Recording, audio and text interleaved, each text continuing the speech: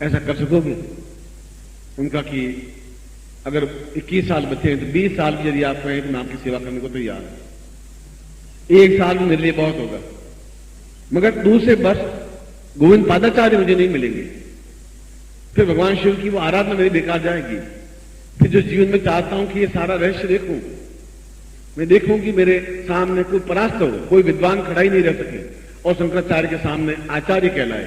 कोई विद्वान चाहे काशी में, चाहे वाराणसी में, और चाहे भोज में, चाहे उज्जैन में रहे, उनके सामने कोई टिक नहीं पाया, इसलिए वो आचार्य कहलाए।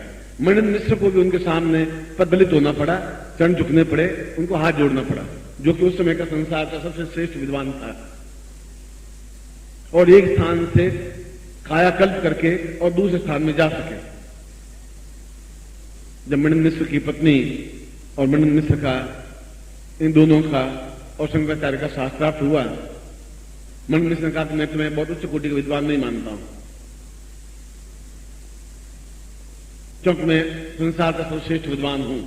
मुझे चारों वेद कंठस्थ हैं, मुझे उपनिषद कंठस्थ हैं, मुझे पुराण कंठस्थ हैं। आप जो भी कहें मुख से उच्चारित कर सकता हूं, मैं आप मेरे सामने शास्त्रार्थ करेंगे। शंकराचार्य का मैं आया इसीलिए, क्योंकि जो कुछ मैंने प्राप्त किया है उसके बाद मुझे और कुछ जानने की इच्छा है ही नहीं, तो वो प्राप्त कर ही नहीं पाए हैं, इसमें तुमसे जीत लूंगा।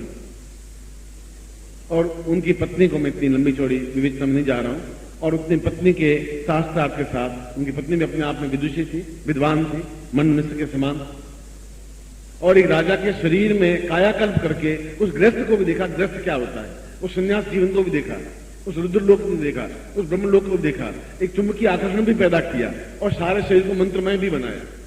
और मणिन्द्र मिश्र को उनके सामने शिष्य बनना पड़ा। पूरे आर्यावर्त में, पूरे भारतवर्ष में अकेला ही व्यक्तित्व बना, एक व्यक्तित्व। आज भी हम कहते हैं कि शंकर भाष्य जैसा ग्रंथ बन ही नहीं सकता, अगले 1000 साल तक नहीं लिखा जा सकता, शंकर जैसा व्यक्तित्व वापस पैदा नहीं हो सकता। ये क्या चीज है? ये हम तक कब तक घिसे रहेंगे, कब तक घिसे पिटे रहेंगे? कब तक एक साथ पूरे इन सारे ज्ञान और चेतना को एक साथ कैसे देंगे? आपने खुद आज से 45 साल की उम्र में, 50 साल की उम्र में आपने पोथियां पढ़ी, लिखा कि 7 चक्र मूलाधार, सहस्रार, स्वादिष्ठान और राज्य चक्र और सहस्रार चक्र, तो जागृत एक भी हुआ नहीं। और हजारों लोगों ने कुंडली जागरण करने की क्रिया शुरू कर दी। मगर क्या गोविंद पादाचार्य गलत थे? क्या शंकर भाष्य गलत है? उन्होंने कहा कि मैं तुम्हें अद्वितीय बनाऊंगा, मैं बताऊंगा कि तुम अपने शरीर को दूसरे शरीर में परिवर्तित कर सको, मैं तुम्हें बताऊंगा किसी भी व्यक्ति को, रोगी को बिल्कुल वापस जीवन दे सको, मैं तुम्हें बता सकता हूं कि पूर्ण संजीवनी कैसे कहते हैं, मैं संजीवनी विद्या तुम्हें सिखाऊंगा। मैं तुम्हें बता सकता हूं कि एक क्षण में एक स्थान से दूसरे स्थान पर जा सके, वहां देख सकें और उस काल को देख सकें कि 2 जन्म जीवन पहले, 5 जन्म जीवन पहले क्या था, आगे के 5 जीवन पहले क्या है, 2 घंटे बाद क्या घटना घटित होने वाली है और मुझे क्या करना है। और सारा वेद, सारा पुराण, सारा उपनिषद, सारे मंत्र, सारी साधनाएं अपने आप में तुम्हारे शरीर में समाहित हो जाए। मगर यह होगा सिद्धार्थ दिवस के अवसर पर। आप शंकर भाष्य पढ़ना देख लें आप, और आज सिद्धार्थ दिवस है और मैं निश्चय किया था कि 2 दिन केवल आपको घुमाऊंगा, कभी काली साधना कराऊंगा, भुवनेश्वरी साधना कराऊंगा, चिन्मकता साधना करवाऊंगा। विचार यही लेके शुरुआत हुआ थी।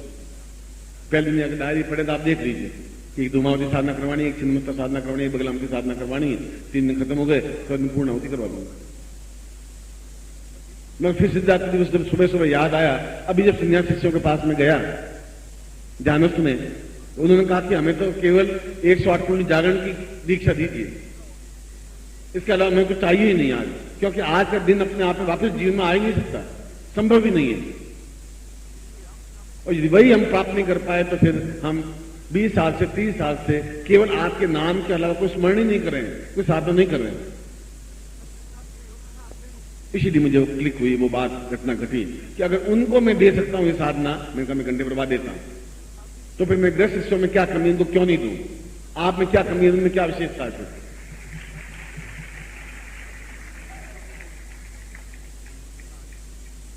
इस ज्ञान और चेतना को समझने के लिए कि ये अपने आप में 6 साधनाएं एक अद्वितीय हैं, देव दुर्लभ हैं, श्रेष्ठतम है और प्रत्येक सन्यासी के लिए अगर आवश्यक है तो प्रत्येक गृहस्थ के लिए भी आवश्यक है, क्योंकि हमारे लिए तो और ज्यादा आवश्यक है। हम पग पग पर बाधाएं आवे तो मालूम पड़ जाए कहां समस्या आने वाली है। हम पल पल जो हमारे सामने मरते जा रहे हैं, माँ बाप भाई बहन समझदार, हम उनको संजीवनी विद्या दे सकें। रोज आरती जाती है, हम कुछ नहीं कर पाते। हम जानना चाहते हैं भगवान शिव का साक्षात स्वरूप क्या है, हम देख नहीं पाते कि नमः शिवाय मंत्र जाप कर सकते हैं। मगर क्या हम अपनी आंखों से कैलाश पर्वत को देख सकते हैं? क्या ब्रह्म लोक को देख सकते हैं? क्या इंद्र लोक को देख सकते हैं? क्या उन अप्सराओं को देख सकते हैं? क्या उन सिद्धाश्रम का क्या जीवन जागृत चैतन्यता देख सकते हैं? और गोविंद पादाचार्य ने कहा कि मैं तुम्हें सिद्धार्थ दिवस के अवसर पर आप मेरे पास आना, मैं दीक्षा दूंगा। मगर तुम सन्यासी हो और तुम्हें उसमें रुकना पड़ेगा। और मैंने आज ये प्रश्न ये किया कि सन्यासी और गृहस्थ में फिर अंतर क्या है? गृहस्थ भी अपने आप में उतना ही कठिन कार्य है जितना सन्यास कठिन कार्य है। सन्यास से ज्यादा कठिन कार्य है। इन लोगों को उस जगह क्यों नहीं पहुंचाऊं जहां आपको मैं पहुंचा रहा हूं। उनको भी उतना ही धर्म, उतना ही कर्तव्य जो आज का दिन आपके लिए अनुकूल है, उनके लिए भी अद्वितीय है। और फिर ये साधना आपको मिल नहीं सकती, फिर बार बार ऐसी स्थिति बन नहीं सकती, बार बार ऐसी चेतना आएगी नहीं आ सकती, बार बार ऐसा कोई नूर मिल नहीं सकता। जन्म दिवस के अवसर पर भी क्रोह में बाहर से कोई दूसरी साधना संपन्न करवाई, मगर ये साधना तो पिछले 50 साल में संपन्न करवाई ही नहीं। आप खुद मेरे सामने प्रमाण है, साक्षीभूत है। इसलिए कि मैं करवा ही नहीं सकता था। संभव इसलिए संभव नहीं था कि ये इतनी उच्च कोटि की साधना है कि आप उस जगह पहुंच नहीं पाते थे चाहते हुए भी। मगर क्रोध और जिद्द इसलिए आई कि संरक्षण का हम ही प्राप्त कर सकते हैं। मैं कहता तुम प्राप्त कर सकते हो तो मेरे ग्रस्त भी प्राप्त कर सकते हैं, उनको भी मैं ही दूंगा। उनका कि ये मलमूत्र भरी शरीर है, उनका मैं उस शरीर को प्राण में बना दूंगा। अगर ये देह है, मलमूत्र भरी है, तो प्राण में बना दूंगा। जब अन्नमय कोष की जरूरत ही नहीं है, जन्म खाने की जरूरत नहीं है, पानी पीने की जरूरत नहीं है। अन्नमय कोष को प्राणमय कोष में परिवर्तित तो करना है। परिवर्तित करने पर उस जगह पहुंच जाएंगे जहां तुम पहुंचे हुए हो। उसके बाद में उन सभी चीजों को एक साथ उनको प्रोवाइड कर दूंगा, दे दूंगा। यही कसमकस चल रही थी, यही संघर्ष चल रहा था। और वे सभी उत्सुक होकर के देख रहे हैं कि ये बिल्कुल एक नई पगडंडी, नया रास्ता बन रहे हैं। जो देना ही नहीं चाहिए उनको ये दे रहे हैं, इतना दुर्लभ ज्ञान कि वे कल को कुछ भी कर लेंगे। मैं चाहता हूं वे कुछ भी करें और संसार में उस जैसा कोई विचित्र नहीं बने। मैं यही चाहता हूं करें वो। अब जिद नहीं है, हठ नहीं है, तो फिर पुरुषार्थ भी क्या है, पौरुषता भी क्या है? कुछ सन्यासी को ठेका थोड़े ले रखा है कि वही करेंगे।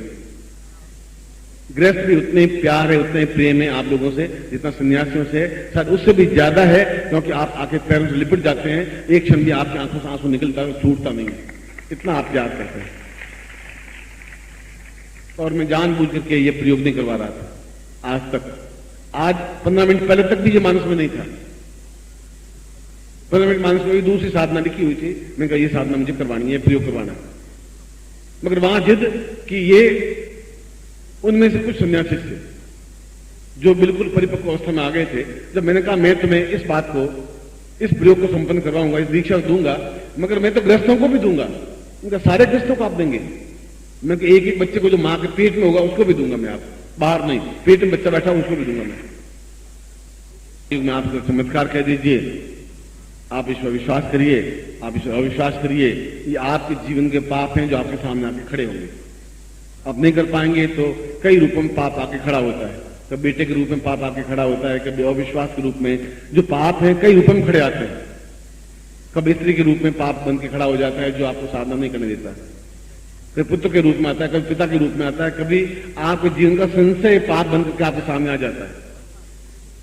ये जीवन की न्यूनता है, क्योंकि आप गृहस्थ में हैं, मैं भी गृहस्थ में हूं। मैं इस चीज को प्राप्त करके सफलता प्राप्त कर सकता हूं की है, तो फिर आप भी कर सकते हैं और आपको मुझे करवा देनी चाहिए, हर हाल में करवा देनी चाहिए।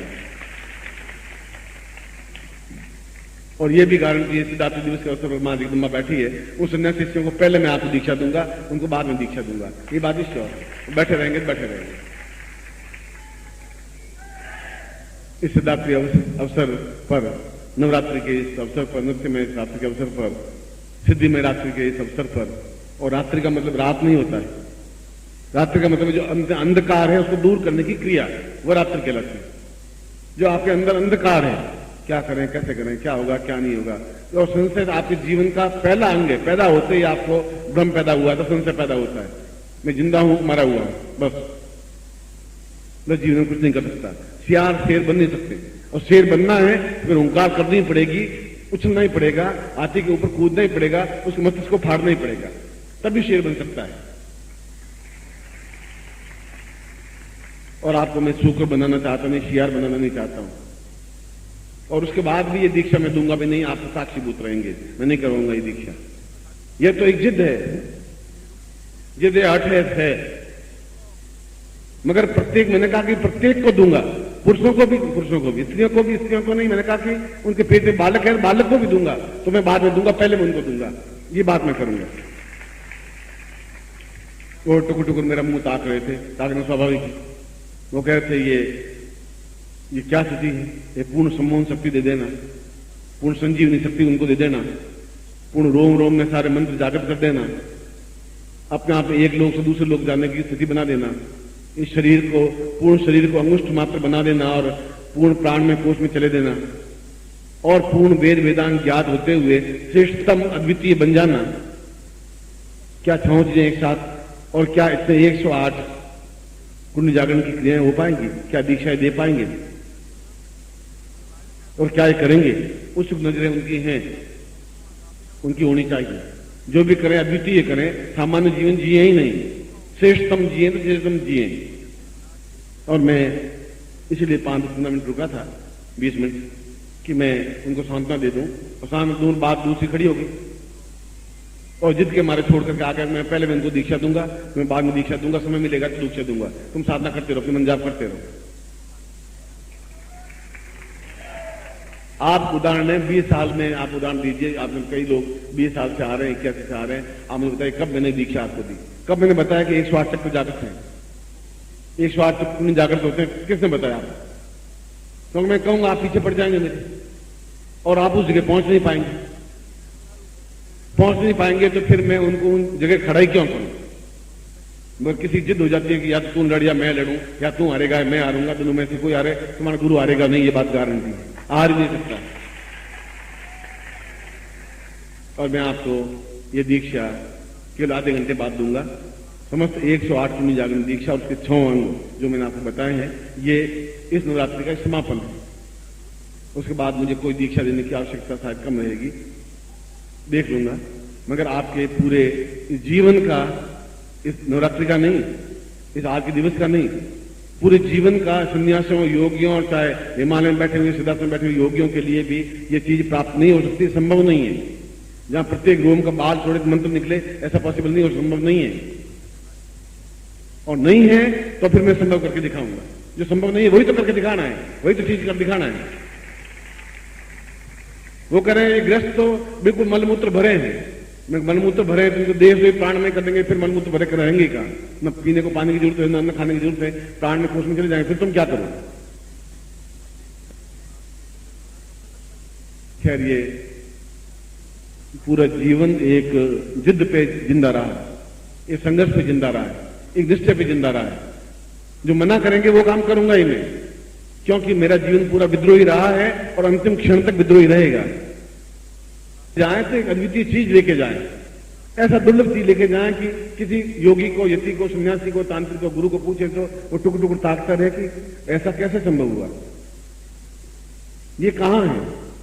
ये ग्रंथों में नहीं मिल पाएगा, ये पूरे जीवित ग्रंथ में मिल पाएगा और कहीं मिल नहीं सकता, ये संभव नहीं है।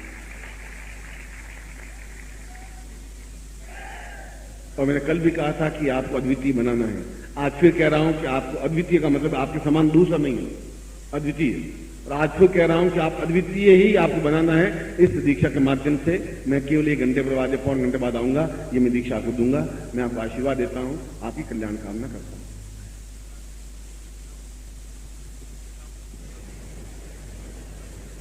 तथायुर्वदेवं दीक्षा स्वरूपं भवतां प्रियेवं वेद्यं सदेहं गुरोर्वतां पूर्णमदैव तुल्यं श्रद्धा सतां ज्ञानवदैः तुल्यम्। मैं उसी गोविंद पादाचार्य के श्लोक को आपके सामने रख रहा हूं कि शिष्य तभी सफलता और पात्रता प्राप्त कर सकता है जब उसमें पूर्ण श्रद्धा हो, जब उसमें पूर्ण समर्पण हो,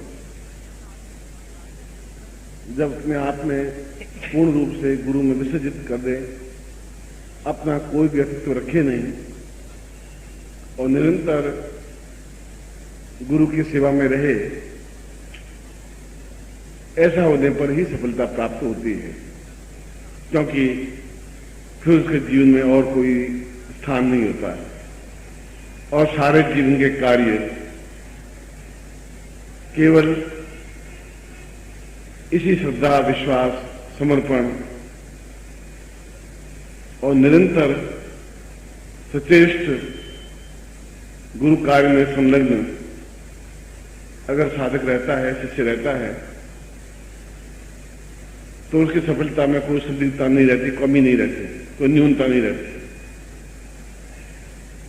इसलिए शिष्यता भी वैसी होनी चाहिए, गुरुत्व भी वैसा होना चाहिए। गुरु भी उसको अपने जीवन में अपनाए, उसको ज्ञान दे, चेतना दे, उसको जहां बाधाएं, अड़चने आवे, कठिनाइयां आवे, दूर करे और उसके बाद जब देखे कि वो वास्तव में योग्य है, दीक्षा देने से पहले भी, दीक्षा देने के बाद भी, क्योंकि शिष्य और गुरु एक ही शब्द हैं, दो अलग अलग शब्द नहीं हैं। न इसमें भेद किया जा सकता है। यह गुरु स शिव प्रोक्त, यह शिव स गुरु स्मृत, तस्या भेदेन भावेन स याति नरकांगति। ऐसा व्यक्ति सफलता नहीं प्राप्त कर सकता जो अपनी पूर्ण श्रद्धा को खो ले। जहां श्रद्धा चूकी, वहां अपना सारा ज्ञान चूका, वहां दीक्षा चूक गई। जहां समर्पण चूक गया, फिर दीक्षा का कोई प्रभाव रहेगा ही नहीं।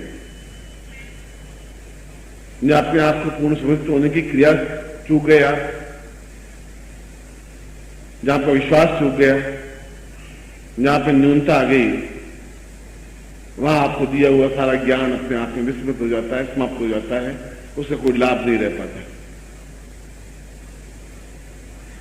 इसलिए कहा है कि गुरु के बारे में भी कठोर नियम बनाए गए हैं कि वो अपना ज्ञान पूरी तरह से दे। और शिष्य के लिए भी नियम बनाए गए हैं कि वह पूर्ण श्रद्धा और सम्मान, समर्पण और श्रेष्ठता के साथ में निरंतर जीवन पर्यंत उसके मन में एक ही चिंतन, एक ही ध्यान और एक ही कार्य, जिसे गुरु कार्य कहते हैं, उसी में रत रहने पर, उसी में संलग्न रहने पर, उसी क्रिया को करने पर उसे पूर्ण सफलता का आभास होता है, पूर्ण सफलता मिल पाती है। और कभी कभी असफलता अगर नहीं मिलती है तो समझना चाहिए कि हमें देवताओं में विश्वास में न्यूनता आई है, अपने आप पे न्यूनता आई है, मंत्र पर न्यूनता आई है, गुरु के प्रति विचारों में न्यूनता आई है, हमारी श्रद्धा में न्यूनता आई है, हमारे समर्पण में न्यूनता आई है। यह जीवन की एक ऐसी पगडंडी, एक ऐसा रास्ता है जहां केवल श्रद्धा, विश्वास और समर्पण के सहारे चला जा सकता है। यहां पर दूसरी कोई युक्ति काम नहीं करती और जीवन के अंतिम क्षण तक वह ये तीनों चीजें रहे। जीवन के अंतिम क्षण तक वह बराबर सचेष्ट 24 क्षण, 24 घंटे और प्रत्येक क्षण वह गुरु सेवा में व्यतीत करे। और ऐसा ही जीवन जीने पर किसी भी प्रकार की साधना में, किसी भी प्रकार की दीक्षा में पूर्णता प्राप्त हो सकती है। मैं उन भगवत्पाद के श्लोक के माध्यम से यह स्पष्ट करना चाहता था कि शिष्यता क्या है। मैंने बताया कि कई ग्रंथ, कई श्लोक, कई विद्याएं लोप हो गई, यह भी बताया कि आप निरंतर सचेष्ट और निरंतर कार्यरत रहेंगे तो निश्चय ही जो बताया है उसमें सफलता आपको प्राप्त हो पाएगी। मगर आपको अपने पैरों पर खड़ा होना पड़ेगा, आप अपने आप को पूर्ण बनाना पड़ेगा, क्योंकि पूर्णमदः पूर्णमिदं पूर्णात् पूर्णमुदच्यते पूर्णस्य पूर्णमादाय पूर्णमेवावशिष्यते। शिष्य तभी पूर्ण हुआ जब अपने आप में कुछ रखे नहीं, सब कुछ न्यौछावर कर दे। खाली दिए में तेल भरा जा सकता है, जो पहले से भरा हुआ है अभिमान से, घमंड से, क्रोध से, लोभ से, मोह से, उसमें और किसी प्रकार के तेल की बूंद नहीं डाली जा सकती। न उसमें अवज्ञा चलती है, न आज्ञा उल्लंघन चलता है, न निम्न पात्रता चलती है, न न्यूनता चलती है, और न समर्पण में किसी प्रकार की कमी चलती है। यह संभव हो ही नहीं। ऐसा जीवन का दृढ़ निश्चय हो, और जीवन का दृढ़ निश्चय नहीं हो, यह कार्यान्वित हो, क्योंकि कार्यान्वित होने पर ही वह चीज आप अपने जीवन में प्राप्त कर सकेंगे जो जीवन के प्रारंभ से लगा करके आज तक, चाहे कोई भी साधना हो, चाहे कोई पारिवारिक कार्य हो, चाहे कोई भी दीक्षा हो, चाहे जीवन का कोई भी क्षेत्र हो, आप उसमें पूर्ण तन्मयता के साथ में आप उसमें संलग्न लगना पड़ेगा, लगेंगे। और ईश्वर से प्रार्थना करता हूं कि आपका जीवन ऐसा बने जिससे कि आप पूर्ण रूप से सफलता प्राप्त करके, ऐसा ही मैं आपको आशीर्वाद देता हूं, कल्याण कामना करता हूं।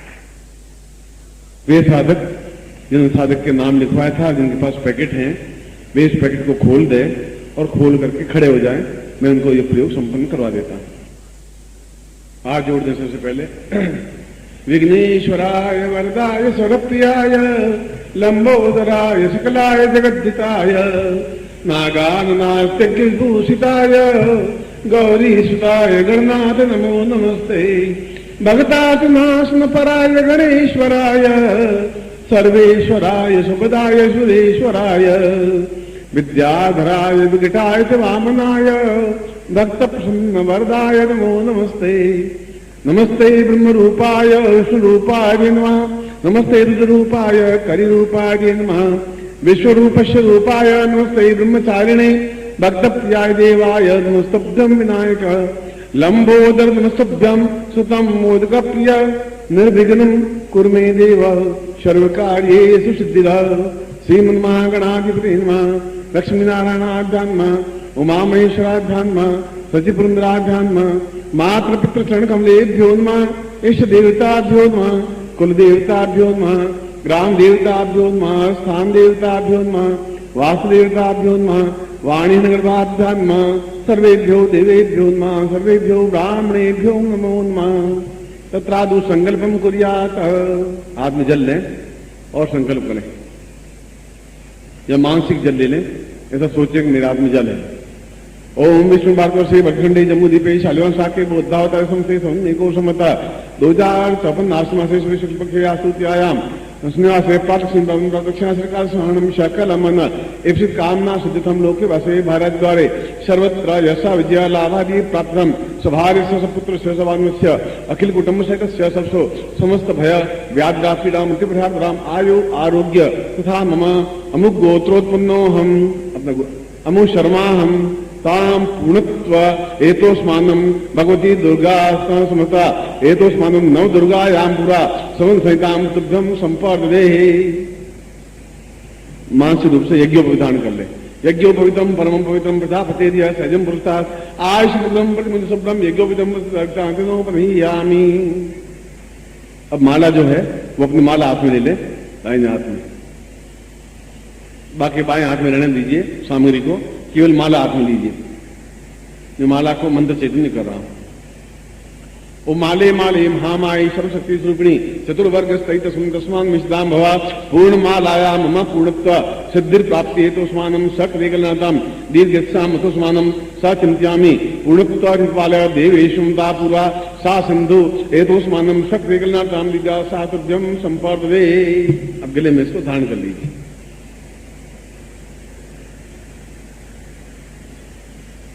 उसके बाद में यंत्र और दोनों गुटिकाएं, नारियल गुटिका और यंत्र अपने सामने ले ली जात में। माला पहन ले उसके बाद में सामग्री को ले लें और मेरी तरफ देखेंगे आप। तत्रादो यंत्रांतां गुटिकायां पूर्णत्वं जलम समर्पयामि नमः। ओम वरुणेशो तम मनमसि वरुणीसा कपूराय पुष्पाणि सक्तिगलान्तां मनुस्नानं समर्पयामि नमः। गंगे जमुने चैव गोदावरी सरस्वती नर्मदे सिंधु कावेरी जलेस्मिन् सन्निधिं कुरु। गंगा जल स्नानं समर्पयामि नमः। पय स्नानं समर्पयामि नमः। दधि स्नानं समर्पयामि नमः। गर्भ स्नानं समर्पयामि नमः। मधु स्नानं समर्पयामि नमः। शर्करा स्नानं समर्पयामि नमः। पंचाम स्नानं समर्पयामि नमः। तत्रादो शुद्धवाल ओम सर्वशुद्धवालो मणिवाल शासिना श्वेता श्वेताक्षोर्णुते रुद्राय भगवते कृण्णाम जावाम अवडरोदुम्ना सुदुक्तानं समर्पयामि नमः।